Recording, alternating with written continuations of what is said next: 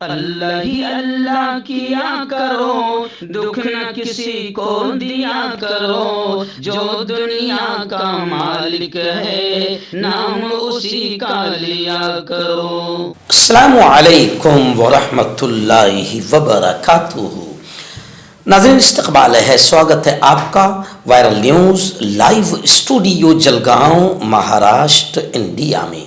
मैं आपका मेज़बान मुफ्ती मोहम्मद हारून नदवी।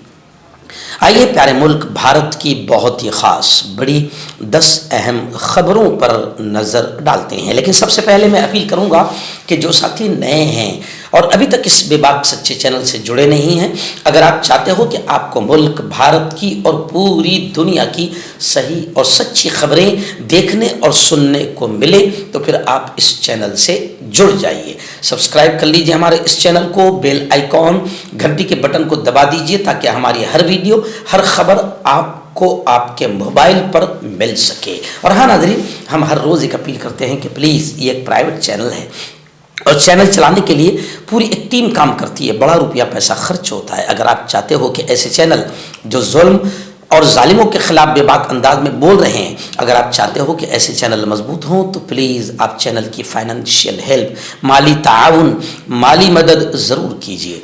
स्क्रीन पर आप नज़र डालें, हमारे चैनल का बैंक अकाउंट नंबर भी दिया गया है। और अगर आप ऑनलाइन पैसा भेजकर मदद करना चाहते हैं तो गूगल पे, फ़ोन पे और पेटीएम तीनों का एक ही नंबर है 9637541786। अल्लाह ने जो भी ताकत आपको दी है उस एतबार से हर दिन या हफ्ते या महीने में एक बार ही सही 200, 500, 1000 जो भी आप चैनल की मदद कर सकते हैं, मदद कीजिए, चैनल को मजबूत कीजिए, हमारा साथ दीजिए। आइए नाज़रीन, अब बदमाशियाँ महाराष्ट्र में भी शुरू हो चुकी है।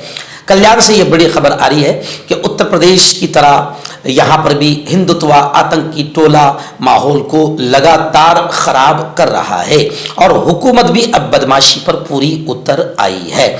खबर आ रही कि दुर्गाड़ी किला, कल्याण के, महाराष्ट्र के कल्याण के दुर्गाड़ी किला की कदीम मस्जिद, पुरानी 150 साल पुरानी मस्जिद हुकूमत की मिल्कियत बताई जा रही है। मुसलमानों की जानिब से मजलिस मुशायरा तंजीम ने उस मस्जिद पर अपनी मिल्कियत का दावा किया। अदालत ने उसे मुस्तरद कर दिया, अदालत ने ठुकरा दिया, इनकार कर दिया। 50 साल से जारी मुकदमा था जो आखिर ख़त्म कर दिया गया। बताया जा रहा है कि एडवोकेट काजी से रब्ता जब किया गया, उन्होंने उस वक़्त कोई जवाब नहीं दिया। पुलिस ने दुर्गाड़ी किले के इलाके में सिक्योरिटी अभी बढ़ा दी है। 1966 में उस वक़्त के ज़िला कलेक्टरों की एक रुकनी टीम ने दुर्गाड़ी किले पर तामीर को देखा और हुकूमत को पहली बार रिपोर्ट दी कि वहाँ एक हिंदू मंदिर है। बाद में 1976 में मजलिस मुशायरा तंजीम ने किला की मिल्कियत का दावा करते हुए दावा किया कि यह दुर्गाड़ी किले में एक मस्जिद, एक ईदगाह की जगह है। अदालत ने भी यही हुक्म दिया था। 1994 में अदालत ने महकमा तामीरात आम्मा को दुर्गाड़ी किले की मरम्मत के बारे में मुत्तला किया और हुकूमत को उसकी मरम्मत का हुक्म दिया। आखिर मजलिस मुशायरा मुसलमानों की एक तंजीम ने वहाँ पर मिल्कियत का दावा किया। 50 साल से मुकदमा चल रहा था जो गुज़िश्ता कल ख़त्म हो गया और दुर्गाड़ी किले की कदीम मस्जिद अब हुकूमत की मिल्कियत हो गई। और अदालत ने इस मामले को वक्फ बोर्ड से रुजू करने के मुस्लिम कम्युनिटी के डिमांड को, मुतालबे को अदालत ने मुस्तरद कर दिया। नाज़रीन, मुंबई मीरा रोड आप जानते हैं कि एक ख़तरनाक फसाद की शक्ल वहाँ पर हमने सब ने अपनी आंखों से देखी। उसमें मुस्लिम मुल्ज़मीन को, यानी मामला हमारे यहाँ अब बल्कि पूरे भारत का मामला हो गया कि मार भी मुसलमान खाएंगे, मुसलमानों ही के जुलूस पर पथराव भी होगा और मुसलमानों के मोहल्ले में गंदे और बेहुदा किस्म के घटिया और नीच नारे लगाकर मुसलमानों को उकसाया भी जाएगा और फिर मुसलमानों को ही मुजरिम बनाया जाएगा। खैर, 14 मुस्लिम जो मुल्ज़िमीन थे मीरा रोड दंगे में, उनको गुज़िश्ता कल अल्हम्दुलिल्लाह ज़मानत मिल गई। बॉम्बे हाई कोर्ट का फैसला आया। राम मंदिर प्राण प्रतिष्ठा से पहले वहां पर हंगामा हुआ था। खैर, 14 मुस्लिम मुल्ज़िमीन को जमानत तो मिल गई, लेकिन असल जो मुजरिम हैं, अभी तक वो आज़ाद घूम रहे हैं और बीजेपी ने उनके सर पर हाथ रखकर उनको बाकायदा असेंबली में भी पहुंचा दिया है। मीरा रोड के जो मुजरिम थे, जिन्होंने दंगा फसाद फैलाया था और जिन्होंने तकरीरें करके भड़काऊ भाषण करके माहौल को खराब किया था, वो आतंकी अभी तक आज़ाद घूम रहे हैं। नाज़रीन, मुंबई के कुर्ला से बड़ी दर्दनाक खबर आ रही है। जी हाँ, गोरेगांव कुर्ला से हमारे रिपोर्टर इस्माइल खान ने बताया कि कुर्ला में बेस्ट बस मीन्स मुंबई में जो लोकल बस चलती है बेस्ट की, उस बस का खतरनाक हादसा हुआ। 7 लोगों की जगह ही पर मौत हो गई। 43 अफराद 43 लोग जख्मी हैं, जिसमें कई लोगों की हालत नाजुक बताई जा रही है। और खबर है कि पुलिस जीप समेत कम से कम 25 गाड़ियों से ये बस टकराई। ये जो बस है एक पुलिस जीप से भी टकराई, कम से कम 25 गाड़ियों से टकराई। ड्राइवर को गिरफ्तार कर लिया गया है। वज़ीर आला फडणवीस ने मरने वालों के वारिसीन को फीकस 5 लाख रुपए इमदाद का ऐलान किया है। हुकूमत 5 लाख रुपए देती है, जिससे अंदाजा होता है कि एक इंसान की कीमत 5 लाख रुपये है। नाज़रीन, पार्लियामेंट से बड़ी खबर आ रही है कि पार्लियामेंट के दोनों ऐवानों में, यानी लोकसभा और राज्यसभा, दोनों ऐवानों में जबरदस्त हंगामा आराई हुई। मुसलसल दूसरे दिन भी कोई कामकाज नहीं हो सका। अपोजिशन पार्टियां कह रही है कि सत्ताधारी पार्टी यानी बीजेपी जानबूझकर माहौल को खराब कर रही है ताकि पार्लियामेंट में भी किसी मुद्दे पर कोई बहस ना हो सके। एक्चुअल में आप जानते हैं कि राहुल गांधी और अपोजिशन तमाम पार्टियां 2 मुद्दों को लेकर इस वक्त ज्यादा आवाज उठा रही है। एक तो अपोजिशन पार्टियों का कहना है कि बीजेपी अपने आका अडानी को बचाने की पूरी कोशिश कर रही है।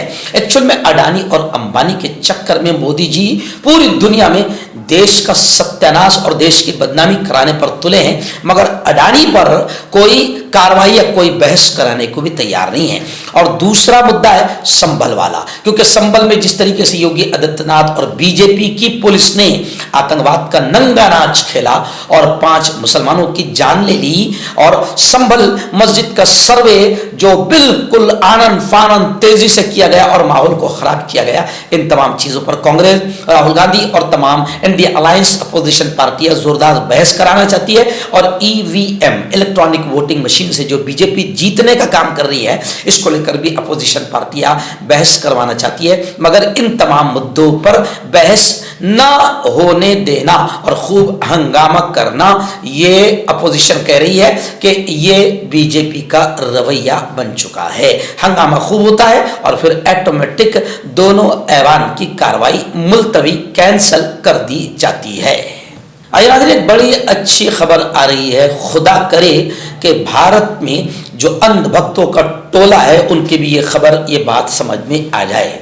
जी हाँ, बैलेट पेपर पर यानी ईवीएम छोड़कर, ईवीएम जो गंदगी फैला रही है और ईवीएम की वजह से महंगाई बढ़ाने वाली, नफरतें बढ़ाने वाली, एकता को खत्म करने वाली पार्टी जीत रही है बैलेट पेपर की वजह से, नहीं ईवीएम की वजह से। तो ईवीएम को हटाकर बैलेट पेपर लाया जाए, इस मुतालबे के लिए जल्द ही अब भारत जोड़ो यात्रा जैसी कोई बड़ी अवामी तहरीक यानी जन आंदोलन चलाने की तैयारी की जा रही है। जमहूरियत की हिफाजत, सेकुलरिज्म की सुरक्षा, संविधान की सुरक्षा में मार्करवाड़ी के अवाम के साथ कांग्रेस पार्टी मजबूती से खड़ी है। एक्चुअल में अब जनता जाग रही है और जनता का कहना है कि अब किसी भी हाल में हमको ईवीएम नहीं चाहिए। अब ईवीएम के खिलाफ जब ज्यादा आवाजें उठने लगी तो फिर अपने रखेल चैनलों के जरिए से संभल की तरफ जहन मोड़ दिया गया और ऐसे ही बहुत सारे दूसरे मुद्दों की तरफ जहन मोड़ दिया गया और अपने जितने भी पाले हुए लोग हैं उनको फौरन काम पर लगा दिया गया कि ये मस्जिद के खिलाफ केस डालो, ये मस्जिद के खिलाफ अपील करो, ताकि लोगों का जहन उधर चला जाए और ईवीएम और अडानी पर से हट जाए।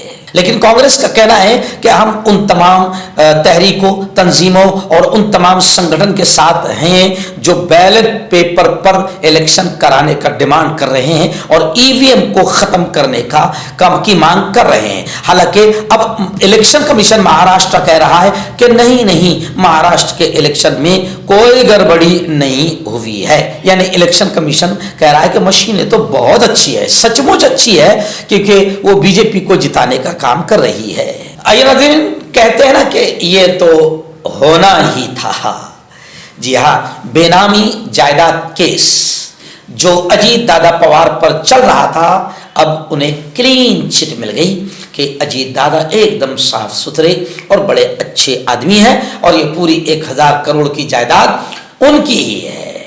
इसलिए लोग सोशल मीडिया पर कह रहे हैं ये तो होना ही था, और लोग ये भी कह रहे हैं कि ईडी और सीबीआई से बचने के लिए ही तो अजीत दादा पवार ने अपने अब्बा को धोखा दिया और रातों रात फडणवीस के साथ शपथ ले ली और बीजेपी की गोद में जाकर बैठ गए। उस वक्त भी उप मुख्यमंत्री बन गए और फिर दोबारा अभी फिर साथ में हो गए बीजेपी के और वापस उप मुख्यमंत्री बन गए। तो पहले ईडी और सीबीआई से क्लीन चिट मिल गई थी और अभी बेनामी जायदाद केस जो चल रहा था, जैसे ही उप मुख्यमंत्री की आज शपथ ली, बीजेपी को साथ दिया, दूसरे ही दिन उनका वो केस भी एकदम कोर्ट से क्लीन चिट उन्हें मिल गई। तो लोग लिख रहे हैं कि ये तो होना ही था और इसीलिए अजीत दादा पवार ने अपने खानदान को छोड़कर बीजेपी को चुना, क्योंकि बहुत बड़ा मसला था। नाज़रीन, बड़ी खबर आ रही है। जी हाँ, आप जानते हैं कि इस मुल्क में कानून बन चुका है,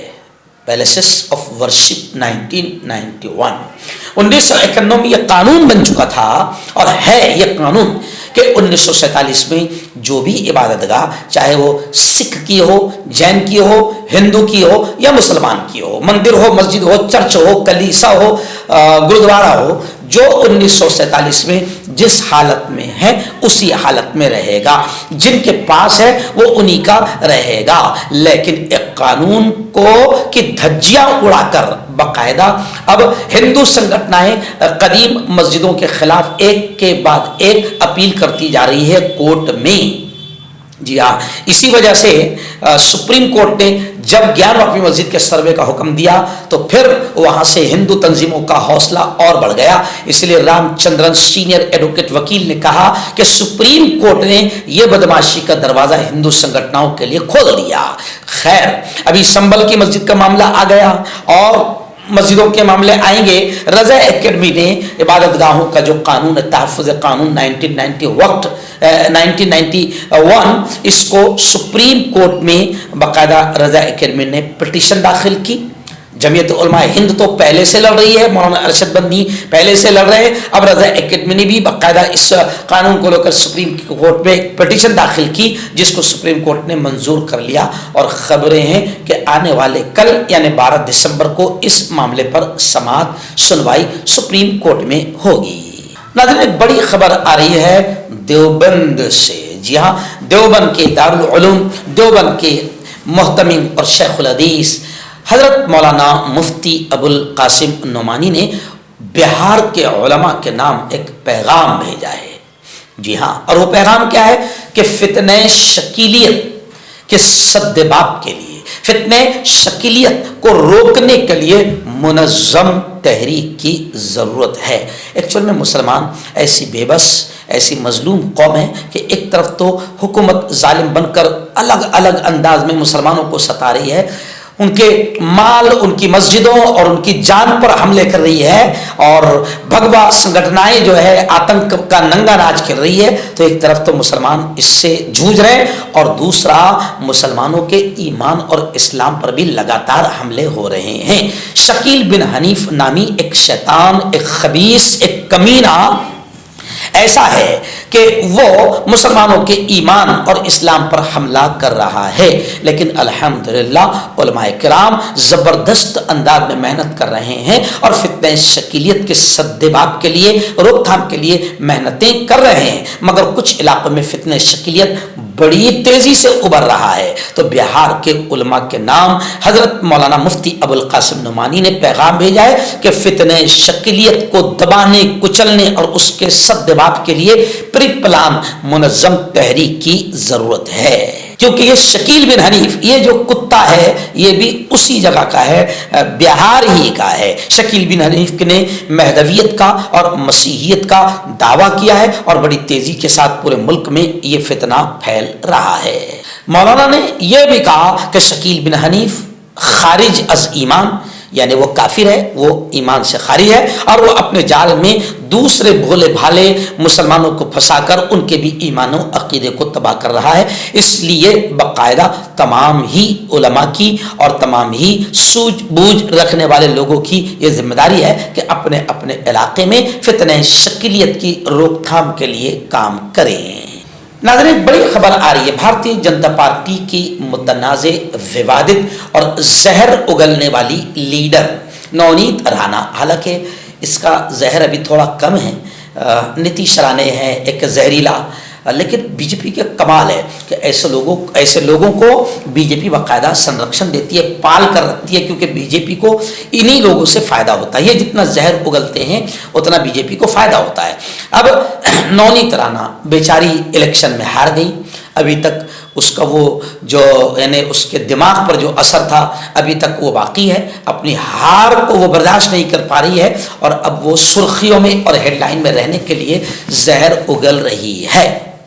जी हाँ, तो बीजेपी लीडर नवनीत राणा ने एक विवादित बयान दिया कि जो लोग जय श्री राम के नारों को बर्दाश्त नहीं कर सकते और जिनको हिंदुत्व से नफरत है, हुकूमत को चाहिए कि वो उन्हें पाकिस्तान भेज दे। नवनीत राणा का ऐसा बयान आया है जिस पर नवनीत राणा को खूब ट्रोल किया जा रहा है। वैसे ये लोग बेशरम, बेगैरत और एकदम निर्लज्ज है, इनको ट्रोल करने से ये तो चाहते हैं कि इनको ट्रोल किया जाए और ये वो लोग हैं जो सस्ती और चीप किस्म की पब्लिसिटी के लिए ऐसी नीच हरकतें करते हैं। नाज़रीन, बड़ी खबर इस वक्त आ रही है। जी हाँ, सुप्रीम कोर्ट ने अब बाकायदा लगाम लगाई, ये यूँ समझिए कि पकड़ने का काम किया एक जज को। जी, मुसलमानों के खिलाफ उन्होंने घटिया किस्म का कमेंट किया था, तबसरा किया था, जस्टिस एस.के. यादव। अब वो बुरे फंस गए हैं। सुप्रीम कोर्ट ने हाई कोर्ट से तफसील मांगी है। बताया जा रहा है कि VHP यानी विश्व हिंदू परिषद के प्रोग्राम में ये जज साहिब को बुलाया गया था और ये वहाँ तकरीर कर रहे थे। वहां पर इन्होंने मुसलमानों के खिलाफ एक घटिया जुमला कहा जिसको लेकर लोग सोशल मीडिया पर इनकी इज्जत भी खूब अच्छी ले रहे हैं और जबरदस्त अंदाज में इनको ट्रोल कर रहे हैं। अब ये जज है, यानी अब आप ये सोचें कि जब जज की कुर्सी पर इतने घटिया किस्म के नफरती लोग अगर बैठेंगे तो बताओ अब मुसलमानों के लिए अच्छे फैसले कहाँ से आ सकते हैं। जब फैसला करने वाले ही ऐसी घटिया जहनियत और गंदी जहनियत मुसलमानों के खिलाफ रखते हो तो बताओ क्या फैसले मुसलमानों के हक में आएंगे। लेकिन खैर, अभी कहीं ना कहीं अदालतें इंसाफ जिंदा है। सुप्रीम कोर्ट ने जस्टिस एस.के. यादव के खिलाफ हाई कोर्ट से तफसील मांगी है। मर्दाना ताकत हासिल करें 72 घंटों के अंदर, वो भी जड़ी बूटियों द्वारा। हकीम याकूब खान से कांटेक्ट करें जो कि 75 सालों से हिकमत कर रहे हैं। इसके अलावा जोड़ों में दर्द, गुर्दों में पथरी, शुगर, खुजली, ल्यूकेरिया का गारंटी से इलाज किया जाता है। अभी कांटेक्ट। तो मैं हकीम जावेद, क्या आपको शुगर है या आपके बदन में दर्द रहता है, जैसे जोड़ों का दर्द, नसों का दर्द, गठिया वाई, इसके अलावा अगर आपको बवासीर है, खूनी वाली हो, मस्से वाली हो, और अगर आप अपनी शादीशुदा ज़िंदगी को लेकर खुश नहीं है तो आप हमें कांटेक्ट कर सकते हैं। यहाँ गारंटी के साथ जड़ी बूटी से इलाज किया जाता है। Thank you so much. Hakim Farid जो कि ख़ानदानी देसी दवाओं से इलाज करते आ रहे हैं, जैसे मर्दाना ताकत, लिकोरिया, शुगर, बिना अंग्रेजी दवाई, बिना परहेज के ख़त्म हो जाती है। इसके अलावा जोड़ों का दर्द, घुटनों का दर्द, कमर दर्द, खुजली, बवासीर, खूनी मस्से वाली, वजन कम करना, वजन बढ़ाना, तिल, मस्से, आंखों के ऊपर की चर्बी, बालों का झड़ना, बालों में कीड़ा लगना, भी कांटेक्ट।